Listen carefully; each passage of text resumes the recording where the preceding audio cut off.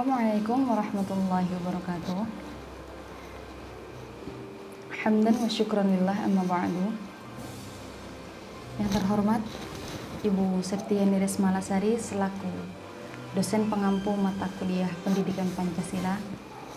Perkenalkan, nama saya Ulis Saidah, mahasiswi kelas A12 Program Studi PJJ-PAI Fakultas Ilmu Tarbiyah dan Keguruan Institut Agama Islam Negeri Syekh Nurjati Cirebon. Pada kesempatan kali ini, saya akan menjelaskan konsep ideologi Pancasila sebagai ideologi terbuka guna memenuhi tugas mata kuliah Pendidikan Pancasila. Pancasila hadir sebagai ideologi negara Indonesia melalui proses musyawarah dari berbagai golongan masyarakat. Disebut sebagai ideologi terbuka, Pancasila bisa menyesuaikan diri menghadapi berbagai zaman tanpa harus mengubah nilai fundamentalnya. Lantas, apa arti sebenarnya dari Pancasila sebagai ideologi terbuka?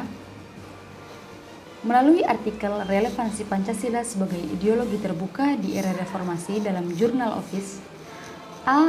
Ako Agus mengungkapkan, ideologi Pancasila tidak kaku dan tidak tertutup, akan tetapi reformatif, dinamis, dan terbuka. Dengan kata lain, Pancasila bisa hidup di berbagai zaman dan mampu mengatur kondisi dinamika masyarakat yang sering mengalami perubahan. Akan tetapi, keterbukaan ideologi Pancasila bukan berarti mengubah nilai yang ada di dalamnya, namun hanya mengembangkan konsep penerapan dari nilai tersebut agar bisa memecahkan masalah yang berkembang dan terjadi di kehidupan masyarakat Indonesia. Keelan dalam negara kebangsaan Pancasila, kultural, historis, filosofis, yuridis, dan aktualisasinya menjelaskan mengenai beberapa nilai yang terkandung di Pancasila sebagai ideologi terbuka. Pertama, nilai dasar yang mencakup ketuhanan, kemanusiaan, persatuan, kerakyatan, dan keadilan. Kelima hal ini adalah pedoman fundamental yang sifatnya universal, mengandung cita-cita negara dan tujuan yang baik dan benar.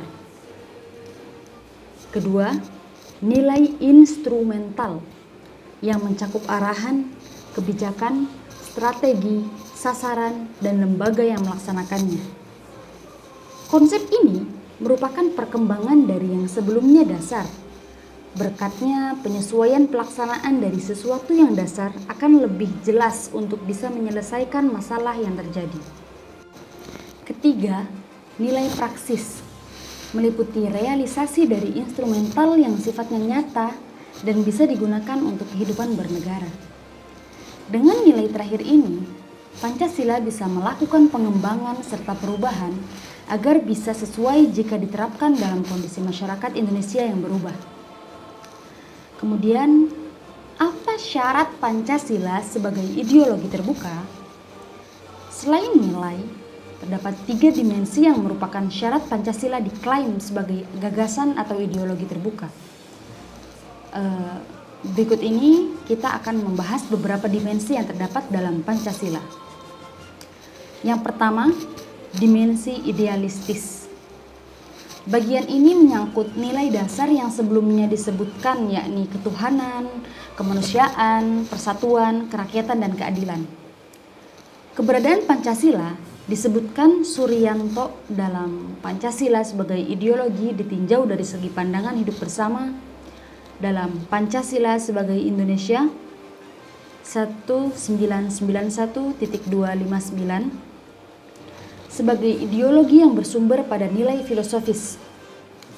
Selain itu, Kunto Wibisono dalam Pancasila sebagai ideologi terbuka, makalah pada lokakarya dosen-dosen Pancasila di PTN dan PTS Kopertis Wilayah 5 1989 menerangkan, idealistis dari Pancasila mampu memberikan harapan, optimisme, dan motivasi masyarakat sesuai cita-cita bangsa.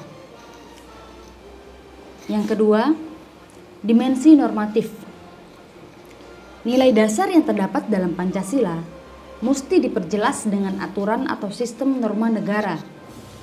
Masih menurut Suryanto, Bagian ini mengartikan bahwa Pancasila bisa mengatur sesuatu secara mendalam untuk pelaksanaannya melalui norma yang dibuat atau diubah. Dan yang ketiga, dimensi realistis. Poin ini mencerminkan Pancasila bisa hidup dalam segala keadaan yang sedang terjadi di Indonesia.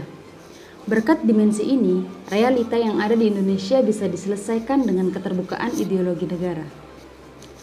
Dengan nilai dasar yang disebutkan universal dan norma-norma normatif yang bisa diubah, Pancasila bisa diterapkan dalam kehidupan nyata menghadapi berbagai dinamika masyarakat Indonesia. Cukup sekian sedikit penjelasan dari saya. Semoga bisa memberikan manfaat bagi para pendengarnya. Kurang dan lebihnya saya mohon maaf yang sebesar-besarnya. Pohon akasia di hutan Kalimantan, daunnya lebat, batangnya lurus. Pendidikan Pancasila itu menyenangkan, semoga mendapat nilai yang bagus. Akhirul kalam, wallahul muwafiq ila aqwamit thoriq. Wassalamualaikum warahmatullahi wabarakatuh.